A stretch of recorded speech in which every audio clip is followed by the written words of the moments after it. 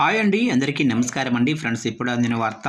ఇక భారీ భూకంపం పరిస్థితి చాలా దారుణం అంటూ అప్డేట్ అయితే రావడం జరిగిందండి.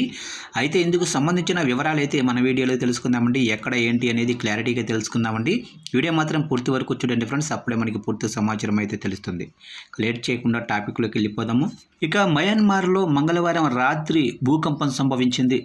రిక్టర్ స్కేలుపై దీని తీవ్రత 5.9గా నమోదైంది. ఈ భూకంప కేంద్రం మయన్మార్లో ఉన్నప్పటికీ దీని ప్రభావం భారత్లోనే పశ్చిమ బెంగాల్ రాజధాని కోల్కతాతో పాటు బంగ్లాదేశ్లోనూ స్పష్టంగా కనిపించింది. పలు ప్రాంతాల్లో భూమి కంపించడంతో ప్రజలు ఆందోళనకు గురయ్యారు.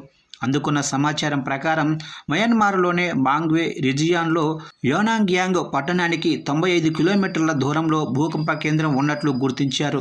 ఇక భూమికి 63 కిలోమీటర్ల లోతున స్థానిక కాలమానం ప్రకారం రాత్రి 10 గంటల 4 నిమిషాలకు ఈ భూకంపం సంభవించింది.